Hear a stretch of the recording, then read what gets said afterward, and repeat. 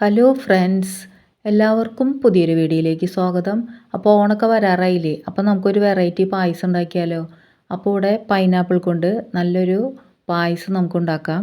Pineapple പ്രഥമനാണ് ഉണ്ടാക്കുന്നത്. അപ്പോൾ അതിന് വേണ്ടിയിട്ട് ഇവിടെ പൈനാപ്പിൾ എടുത്തിട്ടുണ്ട്. ഇതിൻ്റെ ഒരു ചെറിയൊരു ഭാഗം മാത്രമാണ് നമ്മളിവിടെ എടുക്കുന്നത്. ഇത് മുറിച്ച് ഇതിൻ്റെ തൊലിയെല്ലാം കളഞ്ഞ് എടുക്കാം. ഇനി ഇതിൻ്റെ ആ നടുഭാഗത്തെ കട്ടിയുള്ള ഭാഗം മുറിച്ച് കളയാം. ഇതേപോലെ എല്ലാതും മുറിച്ച് ചെറുതായി അരിഞ്ഞെടുക്കാം. കുനുകുനാന്നാണ് ഇവിടെ അരിഞ്ഞെടുത്തിട്ടുള്ളത്. പൈനാപ്പിൾ എടുക്കുമ്പോൾ നല്ല പഴുത്ത പൈനാപ്പിൾ നോക്കി വേണം എടുക്കാൻ. അപ്പോൾ ഇവിടെ പൈനാപ്പിൾ ഞാൻ അരിഞ്ഞ് വെച്ചിട്ടുണ്ട്. ഇതിൽ നിന്ന് 1/2 ഗ്ലാസ് പൈനാപ്പിൾ എടുത്തിട്ട് ഇത് മിക്സിയുടെ ജാറിലിട്ട് ഒന്ന് അരച്ച് വെക്കാം. ഇനി ഇതുകൂടി ഇരിക്കട്ടെ. ഇനി നമുക്ക് വേണ്ടത് ഈ പായസത്തിലേക്കുള്ള അട ഉണ്ടാക്കിയെടുക്കണം. 5-6 ടീസ്പൂൺ അരിപ്പൊടി ഒരു ബൗളിലേക്ക് ഇട്ട് കൊടുക്കാം. 1/2 ടീസ്പൂൺ നെയ്യും 1 തരി ഉപ്പും 1/4 ടീസ്പൂൺ പഞ്ചസാരയും ചേർത്തിട്ട് കുറച്ച് വെള്ളം ഒഴിച്ചത് മിക്സ് ചെയ്തെടുക്കാം. പൈനാപ്പിളിന് ഒരു ചെറിയ പുളിപ്പുണ്ടാവും. അത് ഒഴിവാക്കാൻ വേണ്ടിയിട്ടാണ് നമ്മൾ ഈ അട ചേർക്കുന്നത്. അപ്പോൾ ഇത്തിരി നല്ല കട്ടിയിൽ തന്നെ ഇത് കലക്കിയെടുക്കാം. ഇതേപോലെ കുറച്ച് തിക്കായിട്ടുള്ള ബാറ്ററാണ് വേണ്ടത്. ഇനിയൊരു പാത്രത്തിൽ നെയ്യ് തടവിയതിന് ശേഷം 2 ടീസ്പൂൺ എടുത്തൊഴിച്ച് ഒന്ന് ചുറ്റിച്ച് കൊടുക്കാം. അപ്പോൾ ഇത് പാത്രത്തിൻ്റെ എല്ലാ ഭാഗത്തേക്കും ആയി കിട്ടും. ഇതിപ്പോൾ പ്ലേറ്റിലെ എല്ലാ ഭാഗത്തേക്കും ആയിട്ടുണ്ട്. ഇനി നമുക്കിത് ആവിയിൽ വേവിച്ചെടുക്കാം. അപ്പോൾ അപ്പച്ചമ്പിൽ വെച്ചിട്ട് ഇത് അടച്ചു വെച്ച് വേവിച്ചെടുക്കാം. ഇത് 4-5 മിനിറ്റ് കൊണ്ട് തന്നെ നമുക്കിത് വെന്ത് കിട്ടും. ഇതിങ്ങി എടുത്തു മാറ്റാം. അടുത്തത് വെച്ച് കൊടുക്കാം. ഇങ്ങനെ എല്ലാതും നമുക്ക് അട തയ്യാറാക്കിയെടുക്കാം. ഇപ്പോൾ ഈ പ്ലേറ്റിൽ ചൂടാറിയിട്ടുണ്ട്. ഇനി ഇത് ചെറുതായിട്ട് ഇങ്ങനെ മുറിച്ചെടുക്കാം. അങ്ങോട്ടേക്കും ഇങ്ങോട്ടേക്കും മുറിച്ച് ഇതേപോലെ കത്തിയുടെ തുമ്പ് കൊണ്ട് നമുക്ക് അടർത്തിയെടുക്കാം. എല്ലാതും ഇതേപോലെ തന്നെ അടർത്തിയെടുക്കാം. അപ്പോൾ എല്ലാതും ഞാൻ അടർത്തിയെടുത്തിട്ടുണ്ട്. ഇനി നമുക്കിത് വെള്ളത്തിലേക്ക് ഇട്ട് കൊടുക്കാം. എന്നിട്ട് നന്നായി ഒന്ന് കഴുകിയെടുക്കാം. അപ്പോൾ എല്ലാ അടയും ഇതേപോലെ നമ്മൾ കഴുകി എടുത്തിട്ടുണ്ട്. ഇനി ഇത് അരിപ്പയിലേക്ക് ഇട്ട് കൊടുത്ത് വെള്ളം കളഞ്ഞെടുക്കാം. കടയിൽ നിന്ന് വാങ്ങിക്കുന്ന അടയാണെന്നുണ്ടെങ്കിൽ തിളച്ച വെള്ളത്തിലിട്ട് ഒന്ന് വേവിച്ചെടുത്താൽ മതി. ഇനി ചെയ്യേണ്ടത് 4 ബെല്ലം ശർക്കര എടുത്തിട്ടുണ്ട്.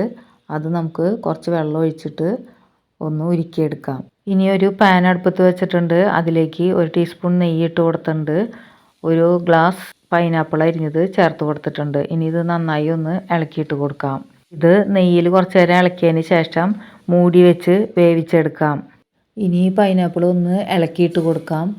പിന്നെ ഇവിടെ അരച്ച് വെച്ചിട്ടുള്ള പൈനാപ്പിൾ ഇതിൽ കൂടെ ചേർത്ത് കൊടുക്കാം.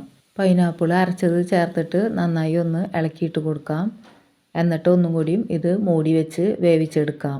ഇപ്പോൾ പൈനാപ്പിളെല്ലാം നന്നായി വെന്ത് വന്നിട്ടുണ്ട്. ഇനി നമുക്കിതൊന്ന് ചെറുതായി ഒന്ന് ഉടച്ച് കൊടുക്കാം. അപ്പോൾ കയ്യിലുകൊണ്ട് തന്നെ ഒന്ന് കുത്തി ഉടച്ച് കൊടുത്താൽ മതി.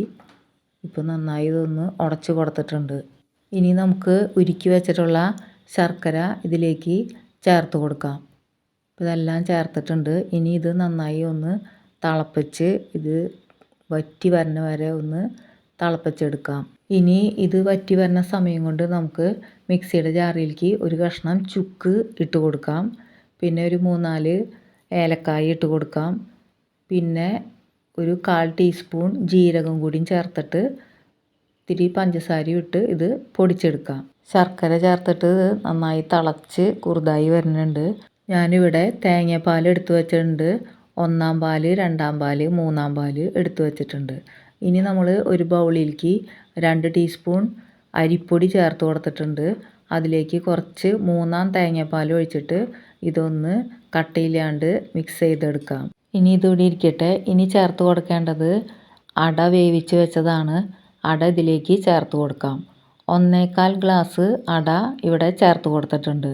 ഇനി ഈ അട നന്നായി മിക്സ് ചെയ്തിട്ടെടുക്കാം.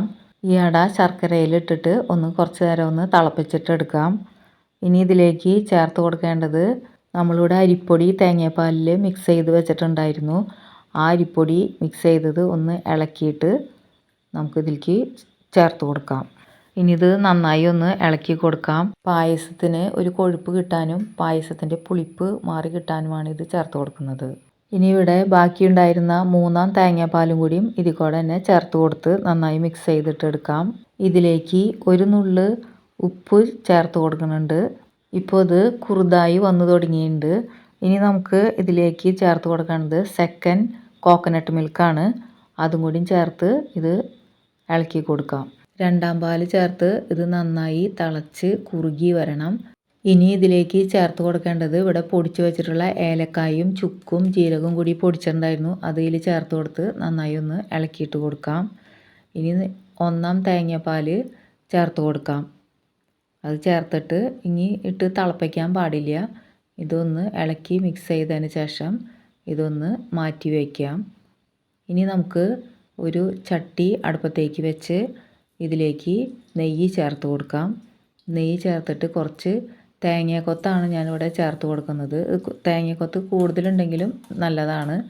ഇനി തേങ്ങാക്കൊത്ത് മൂത്ത് വരുമ്പോൾ കുറച്ച് അണ്ടിപ്പരിപ്പും കൂടിയും ചേർത്ത് കൊടുക്കാം. ഇനി ഇത് നന്നായി ഒന്ന് ഇളക്കി വറുത്തെടുക്കാം. ഇതിൽ കിസ്മിസ് ഞാൻ ചേർക്കണില്ല. ഇനി ഇത് നമുക്ക് പായസത്തിലേക്ക് ഒഴിച്ചു കൊടുക്കാം. അപ്പോൾ നമ്മുടെ പൈനാപ്പിൾ പ്രഥമൻ ഇവിടെ റെഡി ആയിട്ടുണ്ട്. ഈ രീതിയിൽ ഉണ്ടാക്കി നോക്കാത്തവർ ഒന്ന് ഉണ്ടാക്കി നോക്കണേ. വീഡിയോ ഇഷ്ടമായാൽ ലൈക്ക് ചെയ്യാനും ഷെയർ ചെയ്യാനും സബ്സ്ക്രൈബ് ചെയ്യാനും മറക്കരുതേ. അടുത്ത വീഡിയോയുമായി വീണ്ടും കാണാം. Thank you for watching.